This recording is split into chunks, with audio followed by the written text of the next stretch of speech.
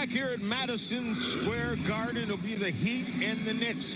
Coming up, let's take a look at the starting lineups, beginning with the visiting Miami. O'Neal, get a look at him tonight. He is as slim as we have seen him in some time. He's ready to go for the playoffs. In the backcourt, of course, they have the sensational point. For the New York Knicks, you see who's up front, but most of the talk surrounds the backcourt. Marbury play together. Week here in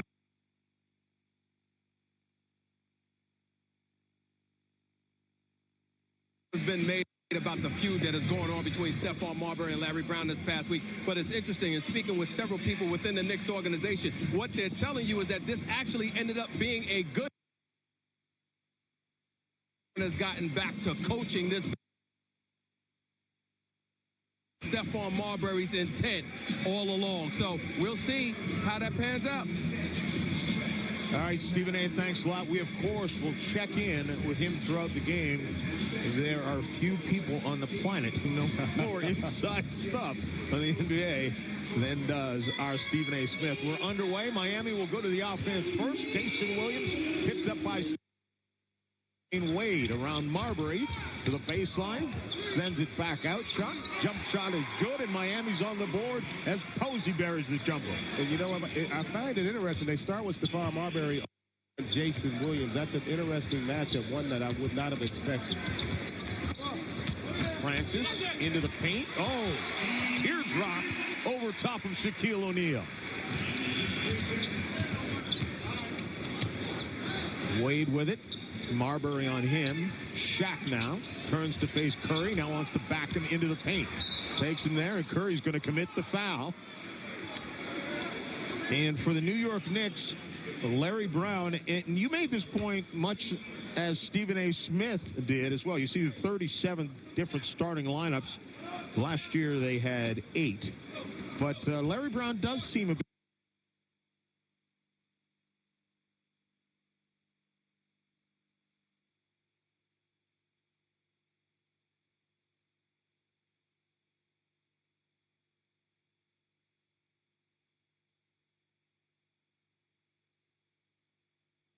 to kind of get caught up in all of this losing.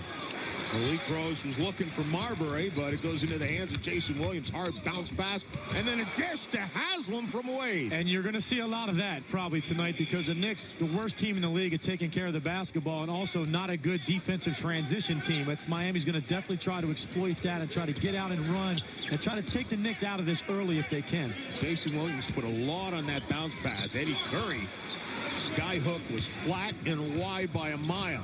Jason Williams pulls up for a 3 as he has a penchant to do. Jimmy, you talked about the Knicks can take care of the basketball and make Miami play defense that'll help them in their transition defense by giving them floor balance. Malik Rose comes up short. Posey with it.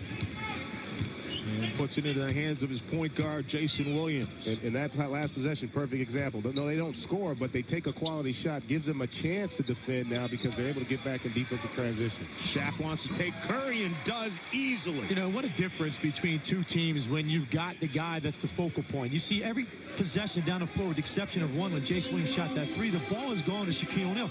Conversely, the Knicks have come down. They've run now. This will be the 5th play for 5 different players since the game started. They don't have that identity offensively of what they want to try to get accomplished as Miami does.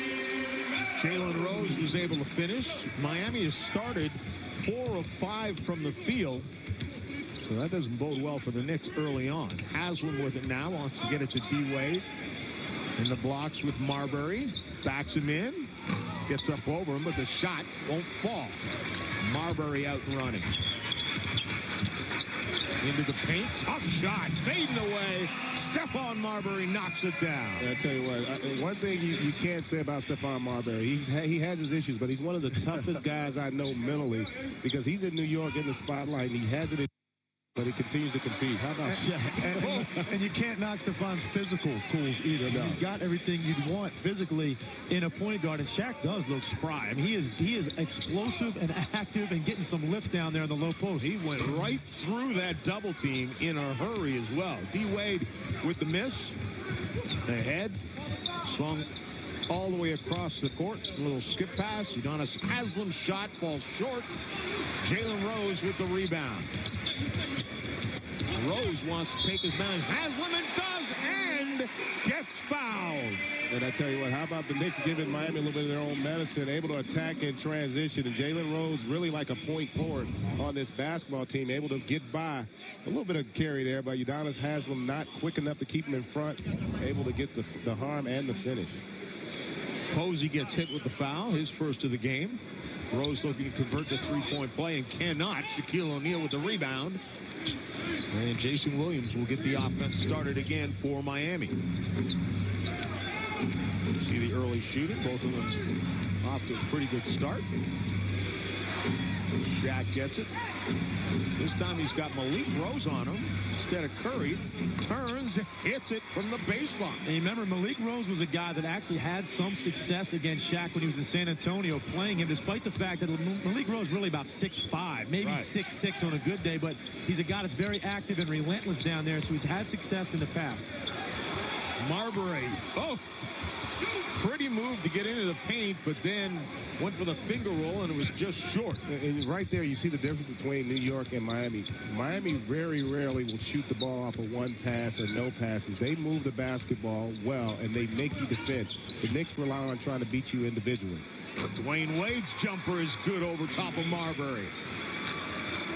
They get a perfect example. It's one of the reasons why they are the worst team in the league, the Knicks, in terms of assists, because everything is about the individual. Timeout on the floor as the Miami Heat have come out 7 of 10 shooting from the field.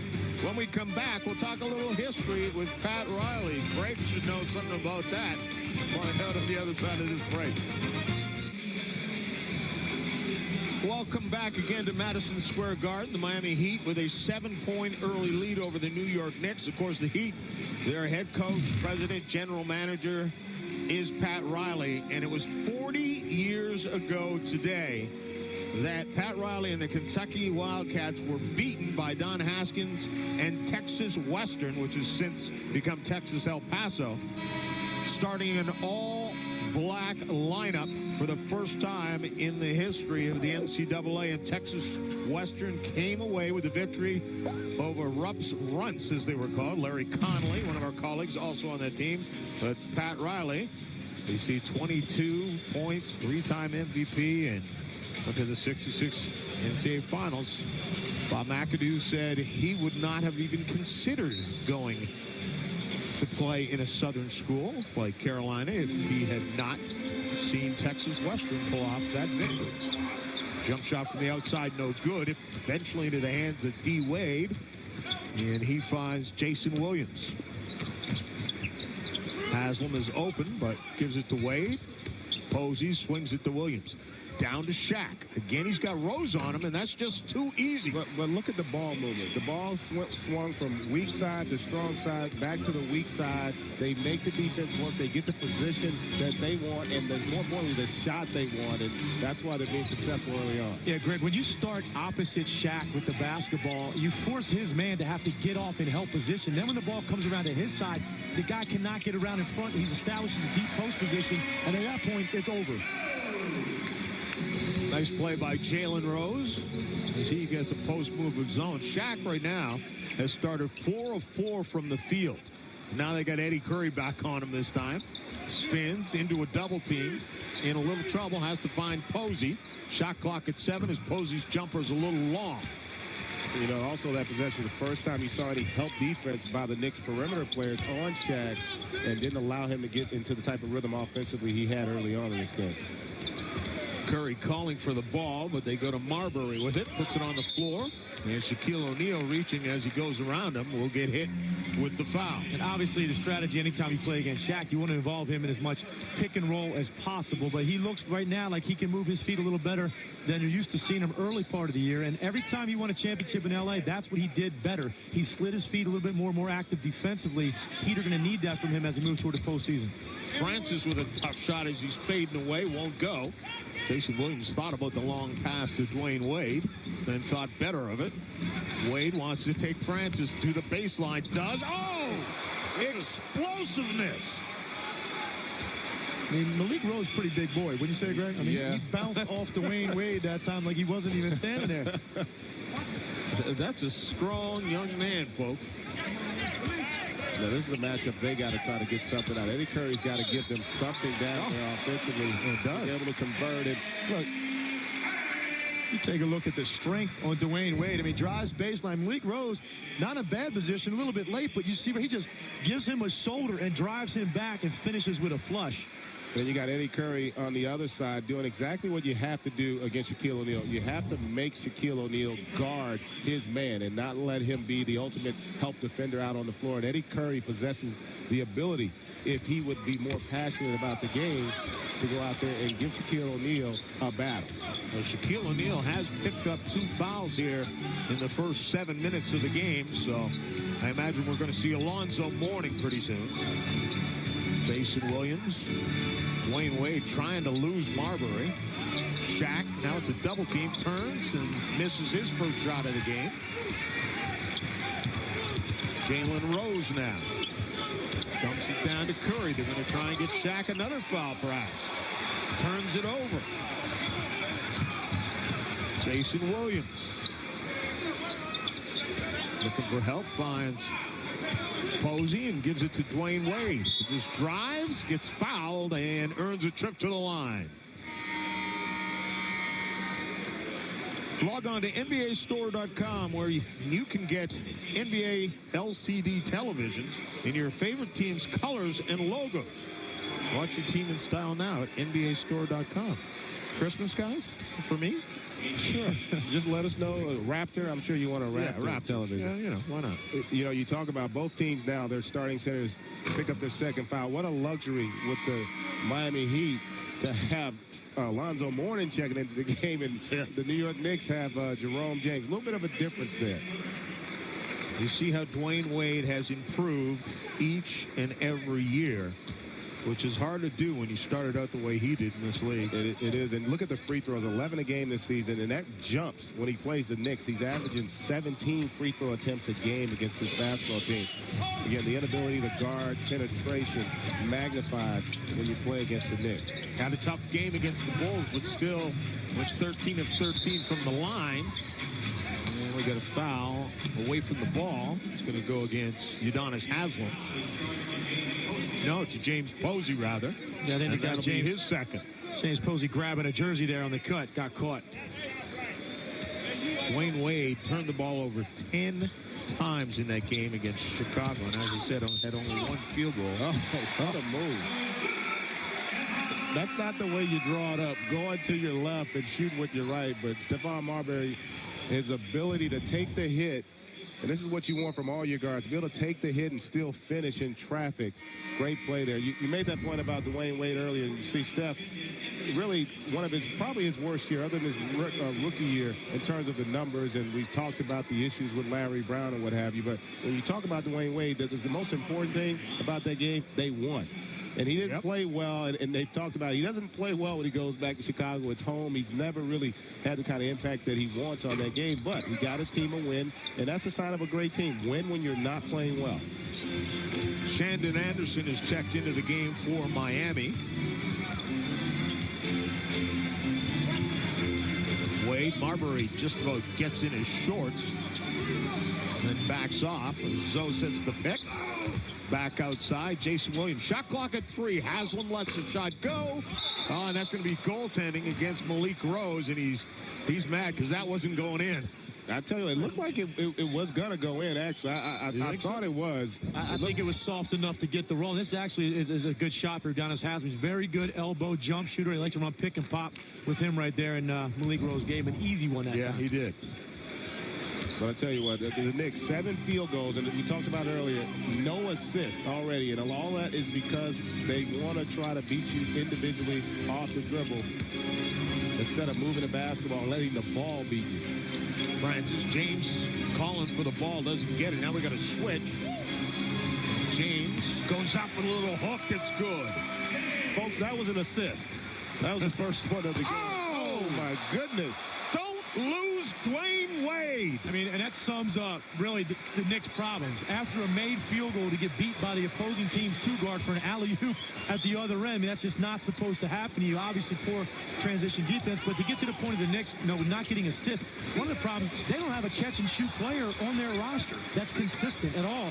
That makes it difficult because you have to consistently drive it into the defense. Well, Wade going right at Rose, dumps it off, and Shannon Anderson couldn't finish.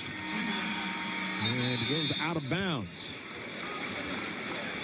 But when you've got your two-guard that can run the floor like that and grab an alley-oop, the Heat right now shooting 65%. Shaquille O'Neal off to a good start, except for the 2 fouls, guys. 2 early fouls, but they established early in this game they were going to go to the big fella down low, run everything through him. So far, he is looking light on his feet and delivering. As long as the Miami Heat continue to go inside of Shaq, the Knicks are in for a long night.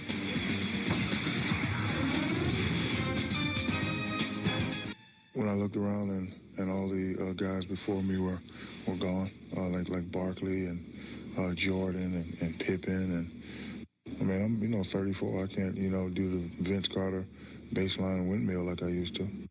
I just think it's my responsibility to just keep leading by example and just show the young guys the way. Nobody wears a hat better than Shaquille O'Neal. I've decided that. But here's some stats from Shaq in his 14th season. He's closing in on 25,000 points. He, of course, has 3 NBA titles with the Lakers. He was the MVP in each of those finals. And hard to believe he only has 1 league MVP. That is amazing when you think about the impact that this guy has on the game every time he takes the floor to just have 1 MVP. Michael Jordan. That's all I'm going to say. That had a lot to do with it. That didn't help matters. Jalen Rose is a guy who can fill it up in a hurry, and the Knicks are going to need that tonight with the offense of the Miami Heat. Dwayne Wade in some trouble, finds Haslam. He finds Jason Williams. Shot clock is down to 6. Williams wants to drive, dumps it down to Haslam, who drops it in. Amazing patience that time by Jason Williams. Really got in the air, didn't know exactly what he was going to do with the ball, but hung long enough to find open Udonis Haslam for that layup. Rose to Stephon Marbury. Oh, nice pass. Francis down to Malik Rose. And you know what's most impressive? Get a technical foul call there, but what's most impressive about that play was the offensive execution from the New York Knicks. Again, they went strong side to weak side. And you see a great double screen there for Steve Francis. He's able to drop that pass off to Malik Rose, who throws it down emphatically. And the great thing about that, Alonzo Mourning's a guy, I love it. He never cares about getting dunked on, because when you're a great shot blocker, you're going to get dunked on sometimes. Yeah. And if you get there a little bit late, it's going to happen to everybody. But the guy changes games because he goes after every single one of them. And Alonzo looks at me and just goes, oh, well. Like, what are you going to do? It's only going to happen. He's seen worse, just as Vince Carter. Yeah. Gary Payton in the game, as is Antoine Walker. 2 of the offseason pickups for the Heat that are really, really starting to meld into form right now. Good hands by Stephon Marbury. It'll still belong to the Miami Heat, but he knocked it out of bounds. And talking about Stephon Marbury, one thing that Larry Brown did praise him on before the injury, he said, he really was playing good basketball. The way he wanted him to play had improved defensively. Really had tried to buy into everything Larry was teaching. Unfortunately, the wins weren't coming, and, that helps to build frustration. Wade from outside rattles around, won't go in. David Lee, who just checked into the game, comes up with a rebound. Crawford, who Larry Brown had some very, very nice things to say about before the game. Rose can't get it to go. Rebounded. D. Wade off to the races. Got some help. Alonzo Mourning is stripped by Marbury. But we're here at Madison Square Garden. John Saunders, Tim Legler, Greg Anthony, and Stephen A. Smith. The shoot-around crew, as we like to take to the road on Sunday nights. Get out and see the crowd and the people and the players. And we've had a ball doing this all year long. And I have a feeling tonight will continue that.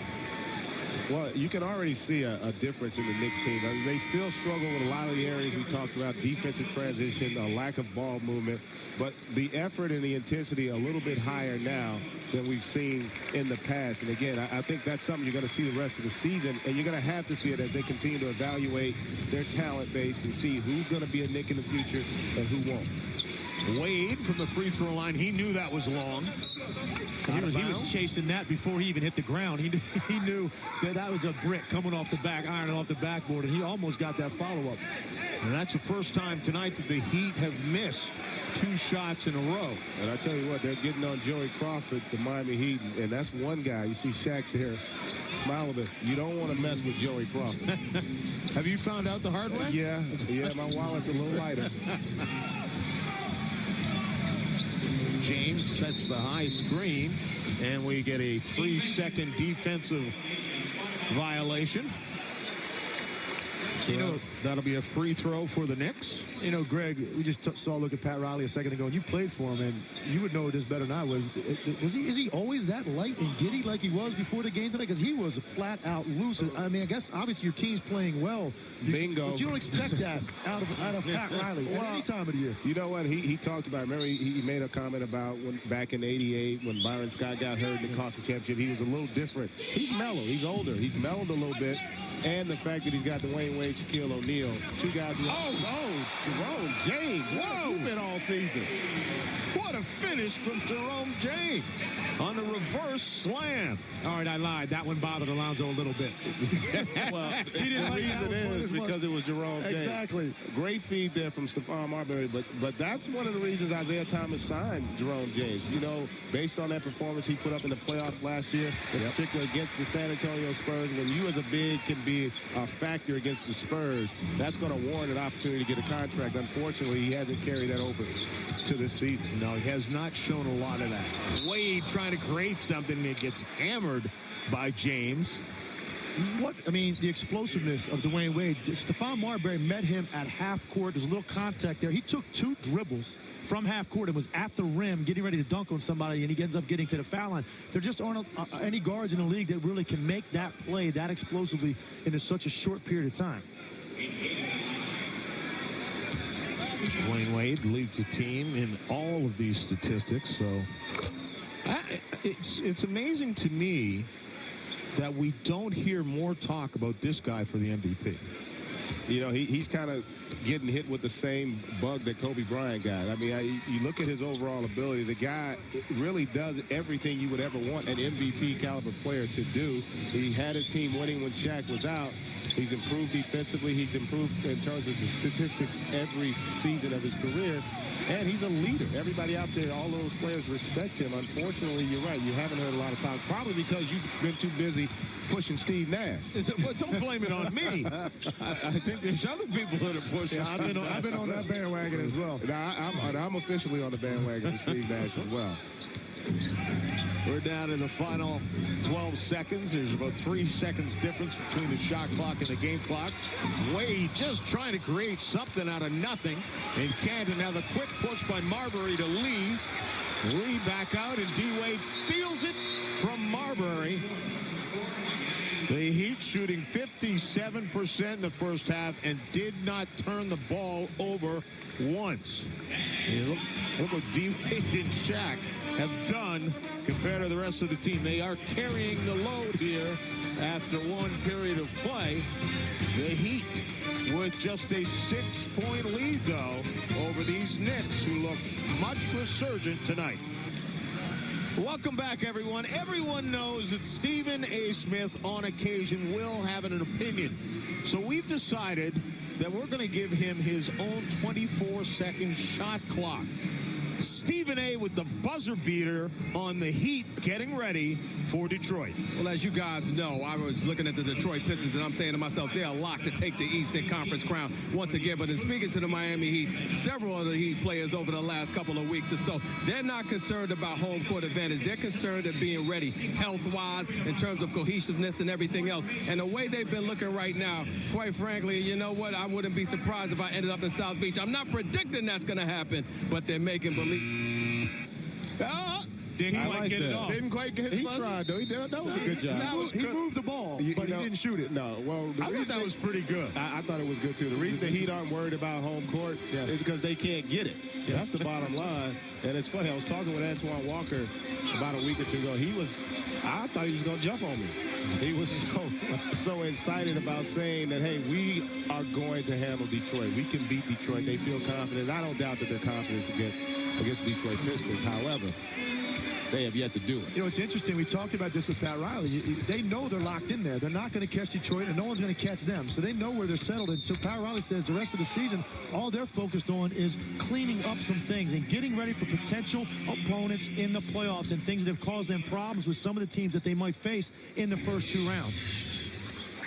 David Lee picking up that foul as he got his hands in a place they were not supposed to be. Now he's trying to deny the ball to Antoine Walker. Walker takes him on a baseline, trying to use the glass, no good. Woods comes out of there with the rebound and finds Stephon Marbury. And now the next 3 minutes, I think, pretty critical because this is when you really rely on your bench. In New York with David Lee, Quintel Woods, Jamal Crawford, Jerome James, these guys got to provide energy, defense, and figure out a way to score.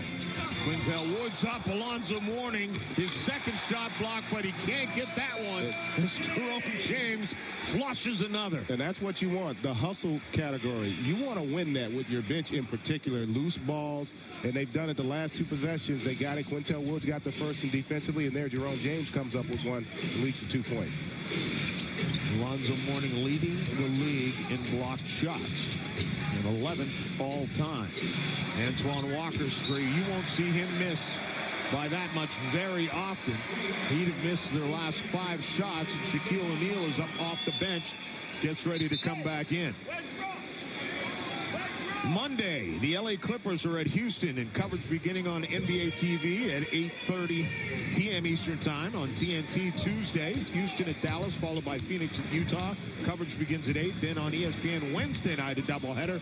Miami at Detroit, followed by San Antonio at Denver. Coverage begins at 7:30. The Kia NBA shoot-around. Lee goes into the trees and had no shot there. Got a lot of body on him, but nothing doing. Walker to the glass. And that's a nice transition opportunity there. Gary Payton with a great pass to Antoine Walker for the layup. Remember now, Miami played last night, so the legs aren't going to be quite as fresh. This is not a very young team. They started off extremely well, but the question is, how will they finish? You know, one of the great things about the Miami Heat, and with all these veteran guys they have, you can always go to different guys on different nights that are used to playing big minutes. All these guys have been focal points at different points in their career, so you can do that. If certain guys aren't feeling it, you've got 2 other options that you can make plan A and plan B. Quintel Woods picks up the foul after Jamal Crawford had dropped in a shot. And we got changes coming now for the Miami Heat. Shaquille O'Neal in for Alonzo Mourning. Jason Williams is checking in as well.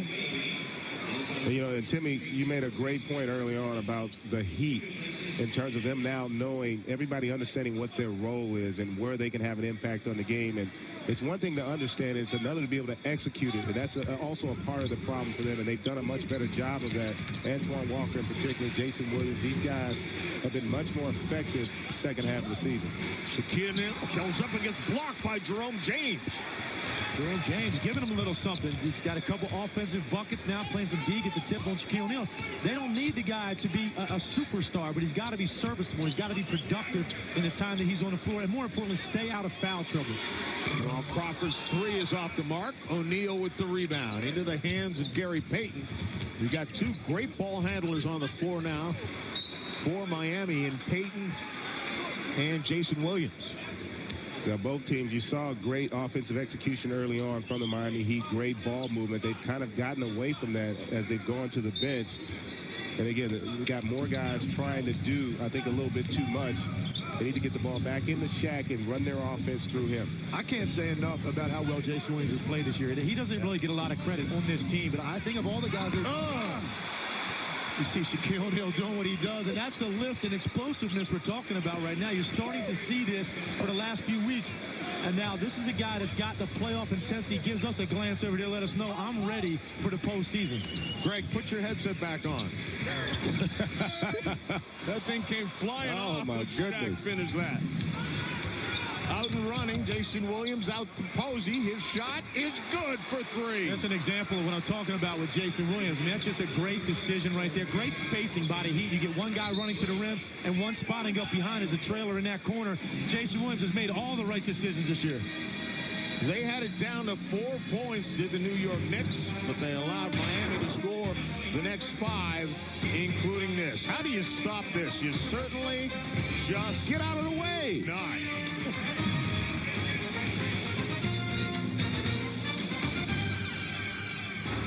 Thanks a lot, Dan. And tell Scotty that map only exists in Atlanta. It's only those streets. Meanwhile, we got all kinds of stars in the building and on the floor and walking the sidelines in this game, Stephen A. I'll tell you something right now, but let me tell you this. Every single basket that Shaq has made since the beginning of the game, he has either glared or screamed in the direction of Larry Brown. He scored on a little jiggle move and all of that stuff, turnaround jump. He said, hey, was that a travel? Every time he's been coming down the court, he's been yelling in Larry Brown's direction. He did the same thing in Detroit last year. I have no idea why. Shaq won't tell me, but clearly he likes messing with Larry Brown, and he's glaring at him. He's not smiling, John. Well, maybe he's close with Stephon Marbury. They did hug pregame, so. Maybe he's just trying to help his buddy out. Steve Francis, jump shot over Jason Williams, rattles around, won't stay down. Antoine Walker with the rebound, finds Gary Payton. I love Gary Payton's attitude on the floor. He's having fun. Antoine Walker dumped to Shaquille O'Neal. What a luxury when you have a power forward and Antoine Walker that can make that kind of a play. The guy that's his strength. He can take you off the dribble in that position and create and be a facilitator of the offense. And that time, easy target to find Shaq rolling to the rim. And when you speak about offense, how effective and efficient have the Heat been? No turnovers in this game. And the ball movement has been superb, especially when Shaq's in the game. And again, great penetration. You talked about it, Timmy. And able to find the help defense non-existent for the Knicks right now, who've gone pretty small as a basketball team with 3 guards out there and David Lee. 7-0 run for the Heat as they have their largest lead of the game. And we get a foul. It's going to go against Miami. So I told him leave Joey Crawford alone. Leave that man alone. Now you got him riled up. Yep. Now you got problems. Technical foul. Steve Francis is the one who got hit with the technical foul. He's like the quickest draw in the West, man. Joey Crawford will tee you up in a heartbeat. Because that's one of those ones, if you're Steve Francis, he's probably thinking, man, I really didn't even get my money's worth on him. You know what I mean? At least be more animated, do something. But he just kind of stood there and obviously said something under his breath that Joey didn't like too much. Maybe Joey's ears are good then. They definitely are. Or his lip reading skills. Posey picked up the personal foul, and that's his 3rd, so he goes to the bench. Shandon Anderson will come back into the game for the Heat. It was a big stretch for the Knicks now. They're down 12, not necessarily playing very well. You got Marbury on the bench. And Larry Brown having a few words with Joey Crawford. It's almost like he's come back over here so I can talk to you. Don't walk away from me. Get back over here. Larry Brown's got to be feeling bad. He's not getting along with anybody this week. No, it's been a tough week for him. But they won their last 2. That's true. Jalen Rose with it. Shot clock is down to 8. Tough passing for James. He goes up with it and loses a handle. Crawford was calling for a foul on the play. Shaquille O'Neal in the open court. And Eddie Curry tries to block him from behind. And looks like he got all wrist as Shaquille O'Neal comes up holding his hand.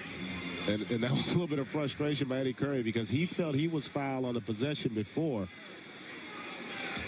and stated his case. And then he runs down and makes a hard foul on Shaq. Shaq hits his thumb up in the rim. Exactly. And he got fouled on the elbow, but it was his hand went to the glass, and that's where he got hurt.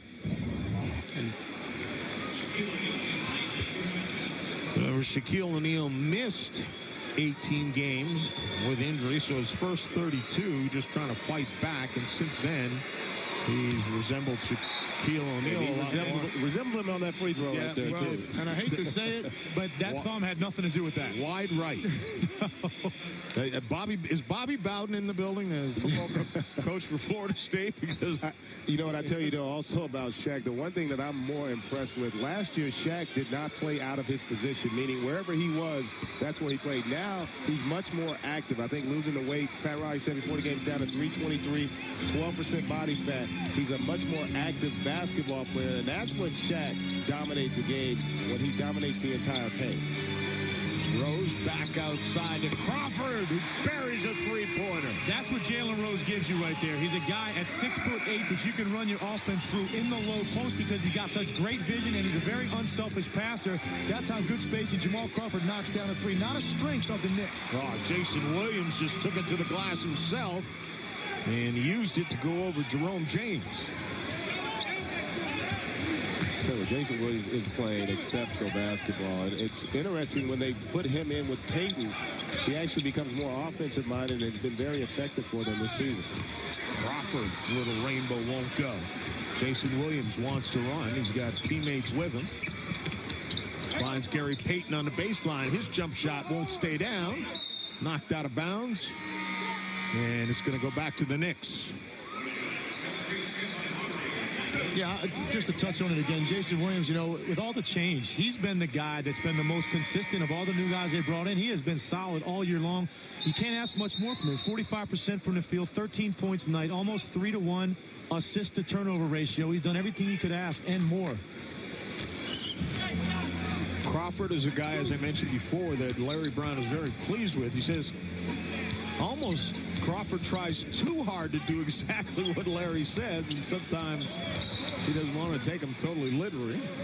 Foul's going to be on Gary Payton as he tried to stop Stephon Marbury. ESPN shoots 2 NBA games your way Wednesday night at 8 Eastern. It's an Eastern Conference matchup between the Miami Heat and Detroit Pistons, and that's a huge one as we get ready for the playoffs. Then at 10:30 Eastern, the defending champion San Antonio Spurs head to Denver to face the Nuggets. Coverage begins at 7:30 Eastern with Kia NBA Shoot-Around with us. Both games are available in high-definition TV on ESPN HD. Jason Williams with the push. Down to the baseline.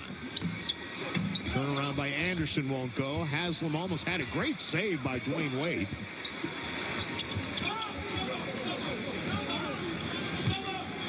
And they've got a fresh 24-second clock.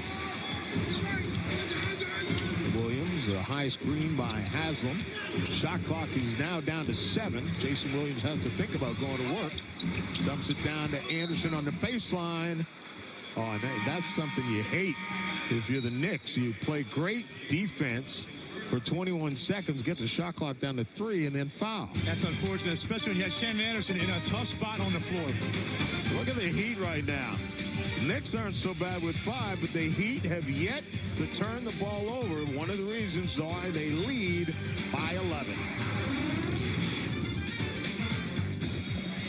Dan, thanks a lot. And, of course, Larry Brown was a former Tar Heel, so he wasn't happy about what happened today to North Carolina. But Stephen A., that's not the only thing he's unhappy about right now. Of course not, John. He's not happy about the fact that the Knicks haven't forced a single turnover in this game thus far, guys. And, guys, this is the funny part. He always says, oh, Steve, if we just played defense with effort, I'd never complain. Somehow I find that hard to believe. Well, but that's what he says. Oh, Shaquille O'Neal, they're going to wave it off and say the ball was in the cylinder. I'll tell you what, again, another blow by Jason Williams. And, again, the help had to come. And I don't know, boys. I'll tell you what, that did look like. So the Knicks are fortunate there. But you talked about no turnovers up until that point for the Miami Heat the entire game and shoot 55% from the field. That's a recipe for disaster if you're the New York Knicks. James over top of O'Neal, rattles it around and down. Jerome James with 9 points.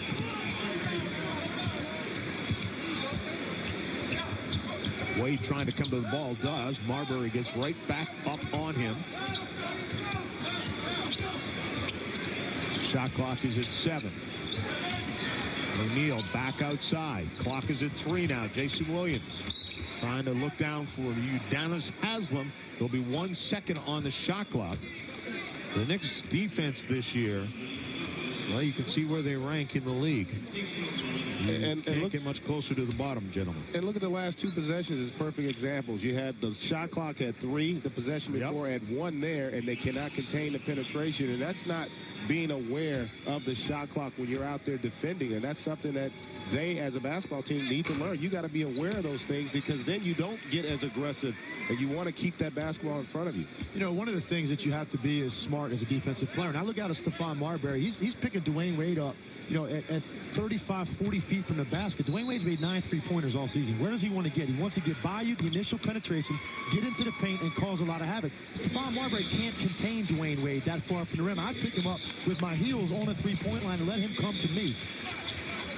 Good point. Well, the one thing about that, though, Timmy, the reason you want to pick him up early is not to let him get ahead of steam. Because it's a great play there by Jamal Crawford, because a guy like Dwayne Wade, if you lay back and let him come at you with a full head of steam, you're not going to contain him. You pick guys up and extend the defense so that they don't get an aggressive dribble. And that's one reason why Stephon Marbury's doing that. The problem, though, you got to be able to contain and force to the weak hand. That's what they've not done with Jason Williams. Shaq's going to get the offensive foul. Got the chicken wing around Jerome James. Let me tell you something. If that's a chicken wing, I want to see the chicken that it came off of. It's definitely a mutated chicken. That's 3 on Shaq, too. Watch the right arm. That's more like the whole 20-piece that he hit him with. That's a lot of chicken to hit somebody with. That's a family meal, right? Unfortunately for him, he's going to the bench. And it was mainly bone. Oh, Marbury, great move, and takes him to the goal. He lost Dwayne Wade like a bad habit. Great awareness by Marbury. Dwayne Wade was expecting that pick and roll to come, and he kind of glanced over his shoulder, and Stephon Marbury crossed him up and went away from the screen to get to the rim. Wow, the New York Knicks have amped it up a little bit. They trail now by just 6, 42-36, as we approach 3 minutes to go. Well, there's a look at Shaquille O'Neal getting a little rest as his Heat have a 6-point lead. They also have a date Wednesday on ESPN with the Detroit Pistons, their #1 nemesis if they're going to get to the NBA Finals. You know, we just have to come out and just stay focused and play our game. And, you know, right now they're having a fabulous season. Not too many teams are doing what they're doing. You know, the regular season is like playing chess. You just have to be in the right position. And then when it's time to strike, then you must strike if you want to go to the next level. Playing chess. Very physical chess. Here's what the season series has looked like thus far. A 1-1. A 3-point shooting for Miami. Not very good. Free throw percentage either, but they are tied 1 apiece, so someone's going to go up 2-1 in that series. And a lot of us have a feeling those two teams will collide in the playoffs. Dwayne Wade with the spin and then fights it up on the glass. No good. And that possession, the Knicks defended it about as well as they can, but Dwayne Wade has just a little bit too much ability here. Great awareness out there and body control. I mean, you got to like that. And you see that with a lot of point guards. You want them to be able to take the hit and be able to finish. And Dwayne Wade does that as well as any 2-guard in the league. Can you imagine how unstoppable Dwayne Wade will be if he really can ever shoot the 3 consistently? I mean, will you have to go out on the floor? Yeah, I don't think he ever will. Even his motion is not a jump shooting motion. His release is not. He doesn't release the ball prior to reaching the peak of his jump. That's going to be something he's going to have to adjust at some point if he ever wants to get there. Now, on the other hand, if he continues to go to the rim at this rate, it takes enough hits. You're going to see the guy definitely work on a little bit more, a la Michael Jordan later in his career. Crawford's shot no good. Alonzo Mourning rips down the rebound and finds Dwayne Wade. And Marbury picks him up. Oh. Well, I was going to say, he's already pretty unstoppable, especially if they allow him to carry the basketball the way he did on that possession. But this last little stretch for the Heat, you've seen them start to slow down a little bit. A lot of turnovers. They've gotten away from that offensive rhythm they had early on, and it's allowed the Knicks to get back into the game. Marbury season opening. Wade goes down. Jalen Rose from deep. 3-pointer is good. What a great shot by Jalen Rose. Shannon Anderson was draped on Jalen Rose that time, but it sure helps to be 6'8" with a high release. You can get that fadeaway 3 off. Malik Rose steps up and fouls. false. Malik turned his ankle. Yeah, you could see that. And that's a big loss because Malik Rose is one of the few guys, veteran guys on this team that knows how to play winning basketball. Greg, that's a great point. They've only got two, and it's all Roses because Jalen Rose and Malik Rose are really the only two guys they have with considerable playoff experience of any kind. And more important with Malik Rose is he gives you the effort. And that's the thing. You got to have effort players out there to be successful in basketball. And he's the one guy who plays with effort in terms of his skill. That's his greatest skill, his heart, how hard he plays the game. And they're going to miss not having that activity out there on the floor.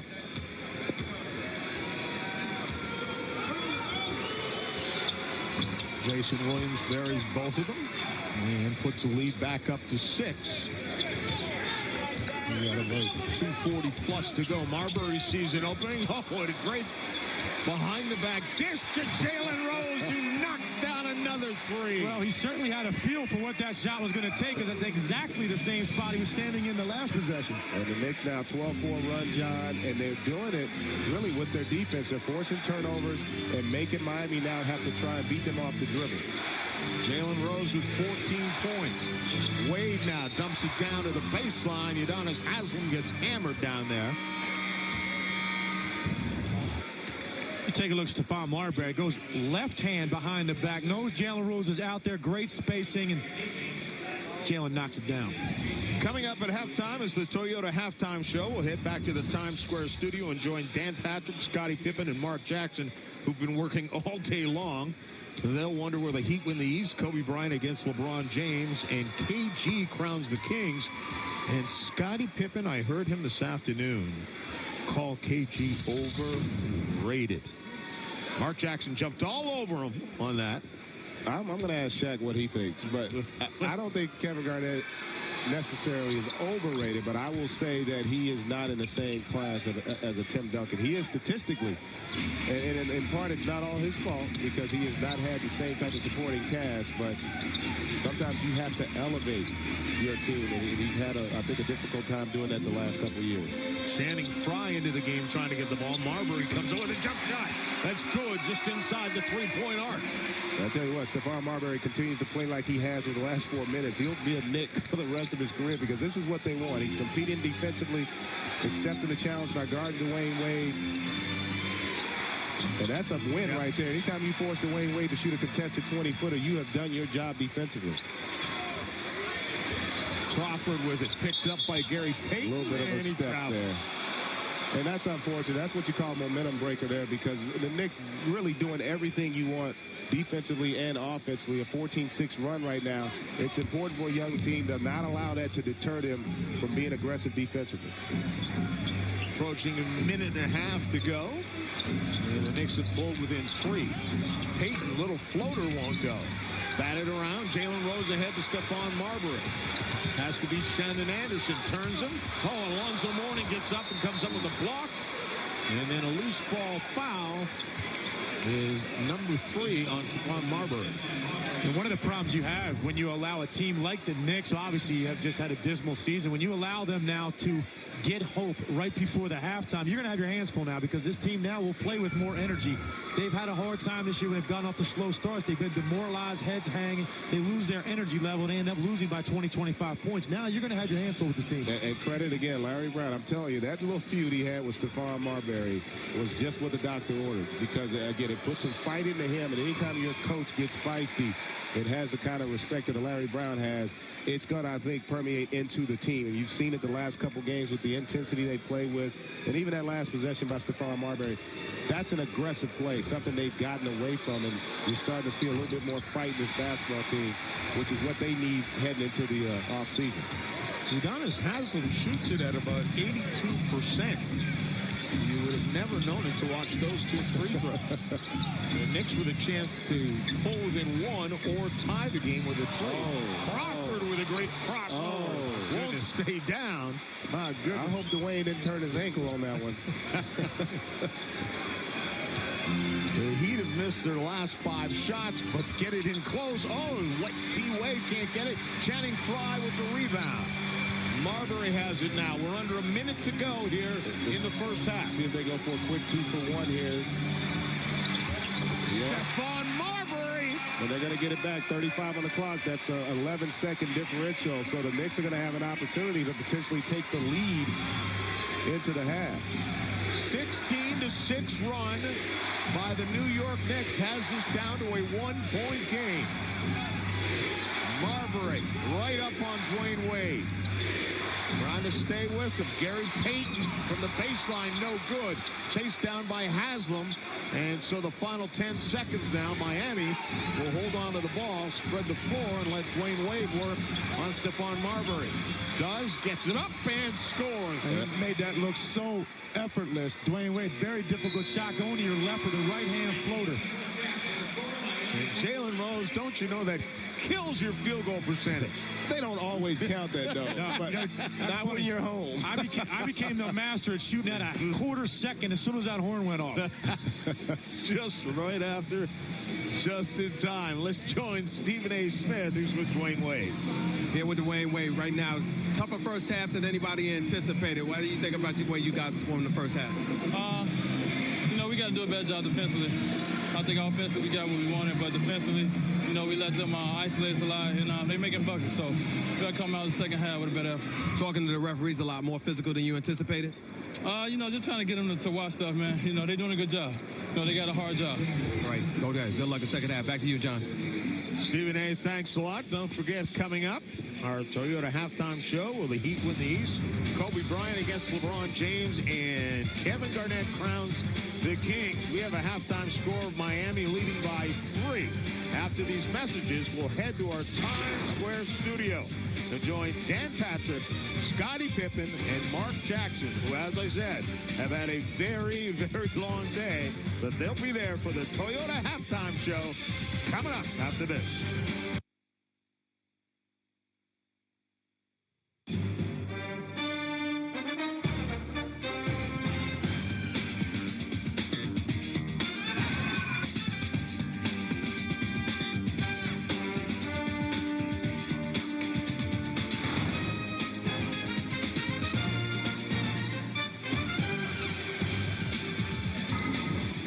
Welcome back, everyone, to Madison Square Gardens. We look at the first half statistics. John Saunders, Tim Legler, Greg Anthony, and Stephen A. Smith. And you can look at those numbers all you want, but the numbers you had to look at early in the game were the numbers Shaquille O'Neal was putting up. Well, I love the fact that they came out and went right to him. They established the fact that we're going to go to Shaquille O'Neal down low right now. Guys lead the league in field goal percentage, so why not? And early on, it's exactly what he did. He got deep position, great ball movement, great ball reversal. You see where he's catching the ball deep in the paint and finishing. Unfortunately for Miami, nothing the last 8 minutes because of those fouls. They did. And then, John, that second quarter, the New York Knicks really asserted themselves more than anything defensively. They held Miami to 40% field goal shooting, and it allowed them to get into attack mode. Jerome James gave a nice lift off the bench. Stephon Marbury did a much better job of attacking the rim and incorporating his teammates. 4 assists in that quarter. Jalen Rose had a big second half, first half as well. 14.7 rebounds for him at that small forward position. Played extremely well, got them back into this game in the second quarter, which had not been the case throughout the first 2 meetings between these teams. You can see Miami dominant in that second quarter. Not so in that second quarter tonight. So the Knicks are looking like a new team here tonight. Stephon Marbury to Channing Frye. He just wanted to walk his way to the hoop and gets fouled. Who is the foul on is the question. It's on Shaquille O'Neal. So that's number 4 on Shaq. And that is not good if you're a Miami Heat fan. And the other thing to take a look at, Channing Frye starting this half for Malik Rose, a guy who provided a lot of energy for him. He's probably not going to be able to go. We haven't gotten an injury report yet.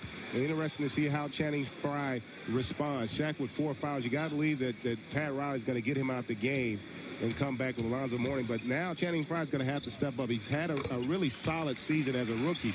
Hasn't played very much in the month of March, so he's going to have to get right into the game and be a factor. Yeah, his minutes really been cut back since they made some of these personnel changes with Jalen Rose, Steve Francis coming in here, even Quintel Woods. But this guy's been out there every single night, and if it wasn't really for Chris Paul, this would be the guy that you probably look at maybe for Rookie of the Year. He and Charlie Villanueva have been very solid. Alonzo Mourning's going to come in for Shaq because, as we just said, Shaq picking up his 4th foul. That's quite a luxury, isn't it? When you think of who's coming off the bench to replace Shaquille O'Neal, it's Alonzo Mourning. Now, I don't care if it's the Alonzo Mourning. Oh, what a finish by Dwayne Wade. That's a luxury, too, to have your point / 2 guard be able to go from the 3-point line and dunk on the entire team. Not a lot of guys can get away with that. Marbury now to Fry. Into the hands of Jalen Rose, and he goes into a double team. Almost saved by Posey. You guys like this? Yeah, slightly. I mean, take a look at Dwayne Wade here. Great split of the double team. Channing Frye gets out there but doesn't really contain him, and Dwayne Wade takes off from the dotted. And the elbow was above the rim. Marbury from deep misses everything. Curry gets it underneath. Mourning with another block. That's his 4th of the game. And then loses the rebound to Steve Francis. To Marbury. He goes right at Zoe. Zoe changes his shot. And Posey comes out of there with it. Ahead to Jason Williams, who thought about the 3. Early in his career, he would have not just thought about it, he would have let it go in a hurry. Wade back outside. Haslam swings it to Wade again. Haslam. Shot no good. Rebounded by Channing Frye.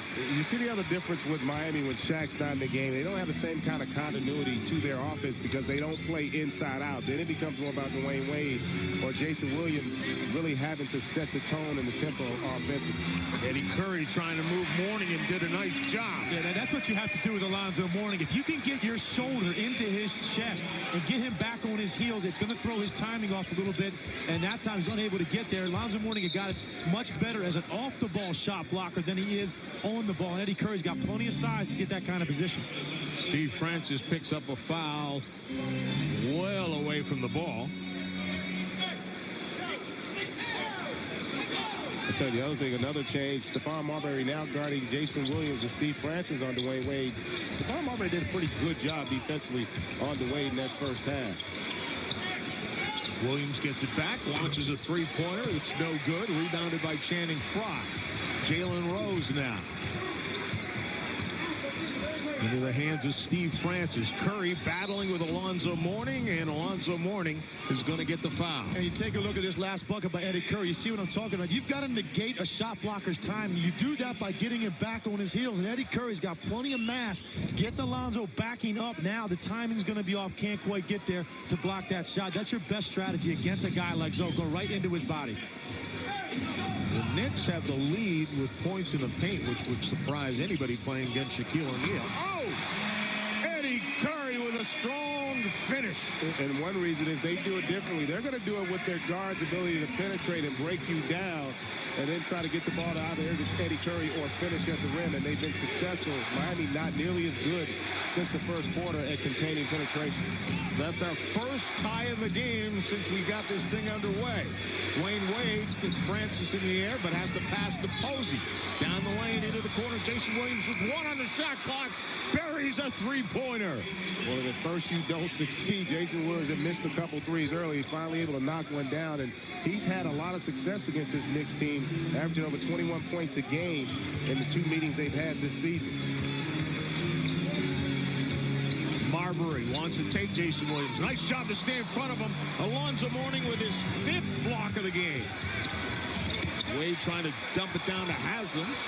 And then into Dwayne Wade, who's all alone underneath the finish. And that's just poor. Great block by Alonzo to start the transition, but the Knicks bigs were not even in the paint on that entire possession. Channing Frye right now not playing with the kind of energy that they need from the young fella. There's a shot from the baseline that won't drop. Jason Williams has it again. Double team. Out of that finds Dwayne Wade. Haslam. Back into the hands of Wade. Into the paint. Tough shot. Gets fouled.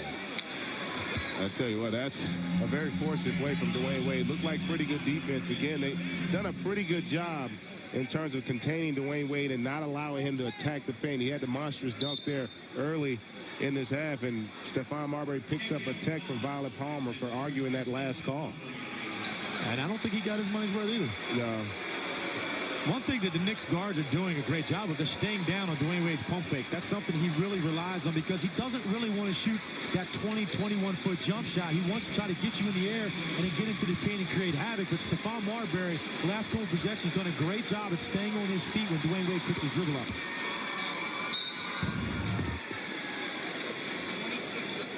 You know, pleading his case there, and again, the officials are going to let you have a little bit of leeway, but if you continue to badger him, especially with Joey Crawford. He didn't curse, though. Well, he may have. Not We there. don't know. Because once he turned his back, there's no telling what else was said. Larry Brown's a little perplexed, though. D. Wade, the freebie at the line, now has 17 points.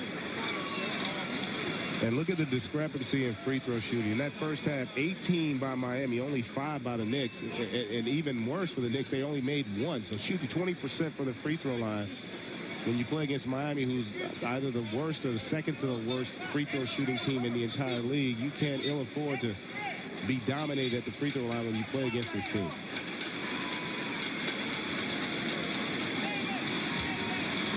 Wade one more at the line.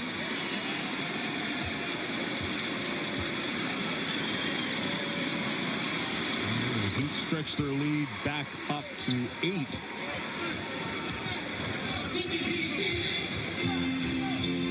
The backcourt matchup, Wade and Williams at 28. Marbury and Francis have just 12. Francis spent a lot of time on the bench in the first half. Jalen Rose trying to create something. Not there. Curry strong with the rebound and knocks it down. And that's the one problem as a shot blocker for Lonzo Mourning. When you go to block, you give up offensive rebounding opportunities, and Eddie Curry took full advantage of it. Dwayne Wade somehow holds on to it. Jason Williams from deep. Three-pointer is good. Back-to-back three-pointers for Jason Williams.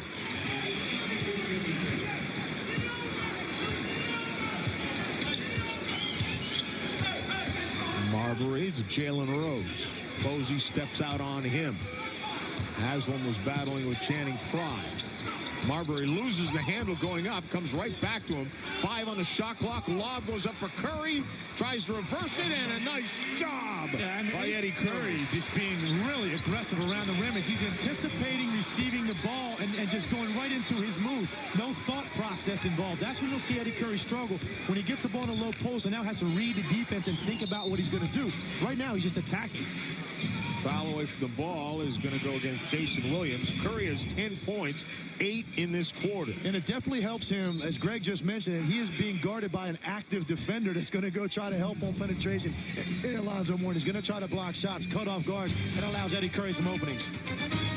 Well, the Knicks have gotten it back to a tie, but right now the Heat on a spurt lead by 7. Welcome back. Time now for the GMC Game Track.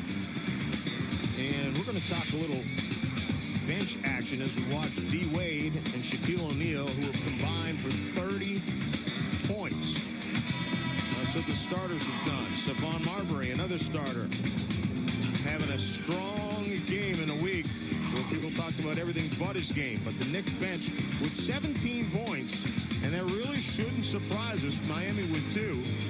Last week against Atlanta, the Knicks bench outscored Atlanta 77-17. That was a double overtime game, but still. Well, that was huge. And remember, before the game, Pat Riley talked about one of the strengths he liked about this year's team as opposed to last year's. He had more depth. Well, that hasn't showed up tonight. Antoine Walker, Gary Payton really have not had as much of an impact offensively as they had during the course of the season. Marbury out to Francis. He looked a little tentative, but not then going in strongly and gets fouled. It looks like he's going to be on Dwayne Wade. Yeah, and that's actually a mistake by Dwayne Wade. Really didn't want to commit that foul because you have to realize Alonzo Mourning is coming on everything. He's right there behind you. He's going to come alter that shot and make it very difficult for Steve Francis, so you don't want to bail a guy out. Give him 2 freebies when you've got a shot blocker of that caliber behind you. Steve Francis, just his 3rd point of the game. As you can see, the backcourts have been dominated by Miami. Francis, his numbers really have come down since he came to New York. And he wasn't having his typical Steve Francis type season, but he was up around 16 points a game, and he's down around 13 with the Knicks. Well, you got to remember, too, he has to now play without the basketball, something he's never done in his career. And it's going to be an adjustment for him and for the Knicks to figure out how they're going to integrate these two, he and Stephon Marbury, in the backcourt together. Lonzo Mourning, a little choppy on that step, won't go, as the big body of Eddie Curry kept him away from the bucket. It's a difficult transition for a guy like Steve Francis. When you think, his entire career in the NBA, he has been the first option. He's had all kinds of freedom to do what he wants to with the basketball and try to create first option. Now he's kind of playing off the ball and playing alongside a guy like Stephon Marbury. You don't have it in your hands nearly as much. That's a tough transition. Oh, Alonzo Mourning has his 6th block of this game. The difference on that, you see, that time Eddie Curry allowed Alonzo Mourning to extend because there's no contact. He didn't get him back on his heels, and Zoe's the best in the business at timing those. Jason Williams, long three, no good, but the long rebound comes right out to the Heat. Dwayne Wade trying to create. Channing Frye made sure he could not. This is what I'm talking about. You saw earlier Eddie Curry got that shoulder in, knocked Alonzo Mourning back. This is actually an earlier play. Eddie Curry able to catch the pass and finish around the rim. But on that last block by Alonzo Mourning, Eddie Curry kind of tried to finesse that and float it. You're not going to get away with that against a guy like Zoe. I'll tell you what, Zoe's had a huge impact. He's not the player he was offensively, but defensively, he's every bit as intimidating. 6 blocks in 15 minutes, and it's really been a difference. And that last block, what was important about it is it was on the ball, so therefore it didn't allow Eddie Curry to have an opportunity at the offensive glass. And, it's nice for Shaq to have the luxury, although he'd rather be out there, of a guy like Alonzo Mourning backing him up. But another thing that's important, the hustle points, that part of the game, Miami's starting to take over. Channing Frye hasn't provided the kind of energy that Malik Rose did early on. He's going to have a little bit more of an impact. Difficult adjustment for a young guy to come into a situation like this. Tough entry pass there from Jalen Rose, who gets it back. 5 on the shot clock. Francis trying to create something, gets it back. 2 on the clock, but of course, you cannot pass the ball to yourself. Well, I think Steve Francis is going to claim that somebody tipped that ball as he was trying to shoot it, and we'll take a look and see if anybody did. But Steve Francis just trying to get that up to the rim. Obviously, if it doesn't touch it, that's a travel. If it comes that back down in your hands. He didn't argue too hard. Jason Williams trying to lose Francis, finds Udonis Haslem into the post to Dwayne Wade. Working on Marbury, and we're going to send it the other way. Offensive foul against Dwayne Wade. I tell you what, give Stephon Marbury a lot of credit. He's accepted a challenge. It's a questionable call, but I think he was, I thought it was a no call, but fortunately for the Knicks and unfortunately for Miami, it's going the other way. 6-point game. Channing Frye back out to Steve Francis. Shot clock is at 7. Underneath to Curry, and they have to foul or Curry was going to have an easy dunk. ESPN shoots 2 NBA games your way on Wednesday night at 8 Eastern. Eastern Conference matchup between the Miami Heat, who you're watching tonight, and the Detroit Pistons, the team they're chasing. Then at 10:30 Eastern, defending champion San Antonio Spurs head to Denver to face the Nuggets. Coverage beginning at 7:30 Eastern with Kia NBA shoot-around. And unfortunately, I won't be with you guys. Where are you going to be? I'm going to be doing that game. San Antonio and Denver. We're doing color on that game, so I won't be with you guys in studio. Well, it won't be the same without you. Well, I appreciate that, John. I really do. That means a lot to me. You're going to leave us. I mean, Greg, what's up with that? I don't know, man. I can't be mad at him, though. He's going to be out there. I'm going to be playing golf. I'm still working. That's right. He's still going to be working. We'll just have to hold the ship down without him. Yeah, we will. The chair might not be there when he comes back, though.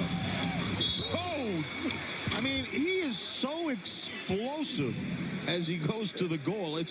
How do you contain that? Well, I'll tell you, you notice the guy who he's had all his success against has been Steve Francis. When he's had Stephon Marbury on, Steph's done a better job defensively, but Steve Francis is just a step slow right now, and I think in part it's because he's still thinking a lot out on the basketball floor with the transition of trying to be a Knick, and you can rest assured Dwayne Wade's not thinking. He's in attack mode, going to be aggressive, especially not having Shaquille O'Neal in the game right now. Already 11 free throws. Remember, he's averaging 17 a game against this team, so he obviously likes playing against the Knicks because he knows he can attack the rim. He's 9 of 12 from the free throw line tonight. Remember, against the Chicago Bulls a night ago, he had 15 free throws. 13 free throws.